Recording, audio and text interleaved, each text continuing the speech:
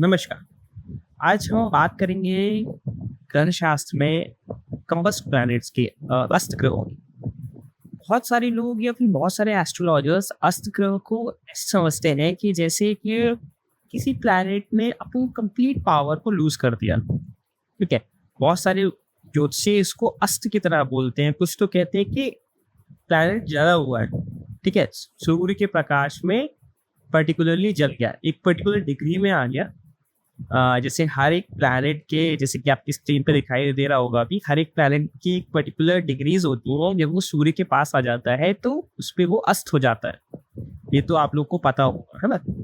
तो जैसे अधिकतम एस्ट्रोलॉजर्स आपको बोलेंगे कि ग्रह अस्त हो गया मतलब कि वो फल नहीं दे रहा है, पर रियलिटी ऐसी नहीं है जो मैंने अभी तक ऑब्जर्व किया है, या फिर जो शायद हर बहुत अच्छा एस्ट्रोलॉजर ऑब्जर्व करेगा इस चीज को।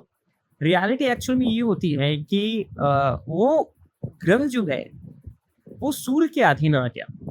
सूर्य ग्रहों का राजा है। ठीक है, मतलब कि आप उसको इस तरीके से समझिए कि एक राजा के दरबार में एक सेनापति है, मान लो मंगल। ठीक है, और राजा बैठे हुए हैं। अब जब वो ग्रह अस्त नहीं हुआ तो मंगल के पास एक एबिलिटी है दरबार के बाहर काम करने की, वो जो चाहे वो कर सकता है। पर अब वो दरबार के अंदर आके बैठ गया। शनि सेवक है, अब वो दरबार के अंदर आके बैठ गया, तो अब राजा जो बोलेगा वो उसको सुनना पड़ेगा। तो इसी तरह अस्त ग्रह काम करते हैं। तो मान लीजिए किसी का शनि अस्त हो जाए कुंडली, है ना, तो क्या होगा, सूर्य जब शनि को अस्त करेगा तो ये जान लीजिए कि सूर्य जिस भी भाव का मालिक है कुंडली में, व्यक्ति को उस भाव से जुड़ा हुआ कार्य करना पड़ेगा।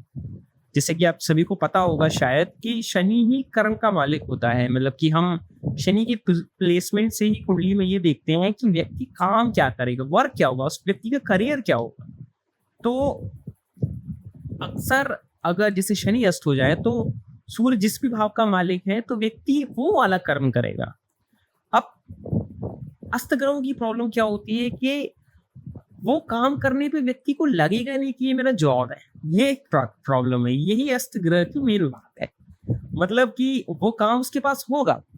मान लो कि मंगल अस्त हो जाए और मंगल सेकंड हाउस का लॉर्ड हो, है ना, तो व्यक्ति के पास, जैसे मंगल भूमि और मकान का कारक होता है, तो व्यक्ति के पास भूमि होगी, मकान होगा, पर उसको हमेशा ऐसा लगेगा कि यार ये मेरा नहीं है, या फिर मैं इसे भोग नहीं पाता हूँ, ये मेरा मन का नहीं, ये वैसा नहीं है जैसा मैं चाहता था। यही अस्त ग्रह की खूबी होती है।